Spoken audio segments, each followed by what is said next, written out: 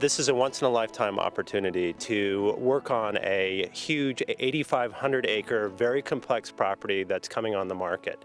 And the only way we're able to do that is both by having the groups that can meet the complexity of that size project, as well as to come together to pull together the funding for that project.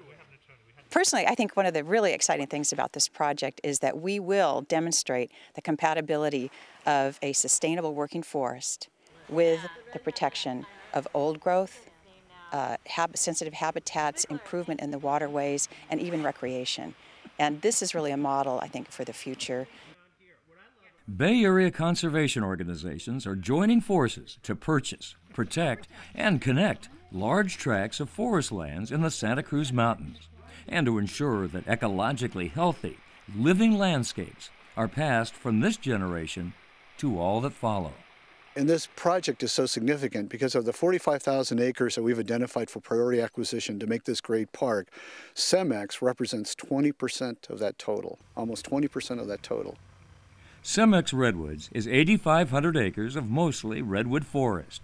Significant stands of old redwoods shade clean-flowing streams that are important sources of drinking water for the city of Santa Cruz and the nearby town of Davenport, and serve as critical spawning habitat for gravely threatened coho salmon. Other endangered animals survive here too, as do 4 endangered plant species, while the Mount Herman June beetle can be found living nowhere else on Earth. What the partners have done today is globally significant. You think about the central coast of California, it is a global hotspot for biodiversity. There are rare, unique species and an assemblage of threatened and endangered species like nowhere else on the planet. Along the coast, just north of Santa Cruz, and above the small community of Davenport and its historic cement factory, now owned by the CEMEX Corporation, the huge CEMEX property rises steeply several thousand feet. Some of this land has been quarried in the past century for rock used to make cement. Now the landscape will have a bright and much different future in the century ahead.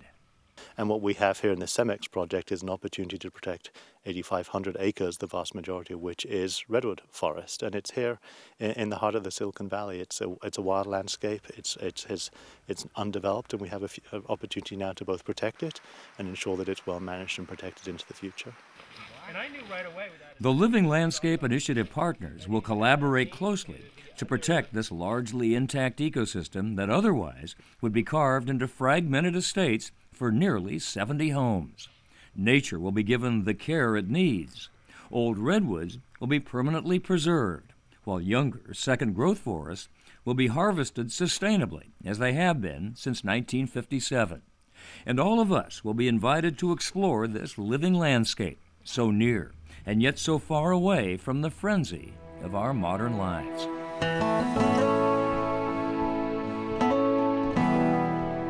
40 years from now, I see a young child walking through this forest, and they don't have to think a thing about the complexity, the money that came together, how complicated it was, what it took to put this together.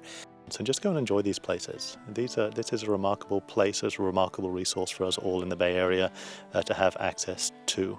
And we shouldn't take it for granted. And I'm proud to be a small part of that. This is about empowerment. It's easy to get discouraged in these days, but this is something we can do, and we can do more of these things. We are definitely not done yet with this transaction or with other land protection efforts. There's a lot to do, a lot left to do, and with the public's help, we will get it done. If you want to help complete the acquisition of the CEMEX Redwoods and forge a living landscape for future generations, join us today.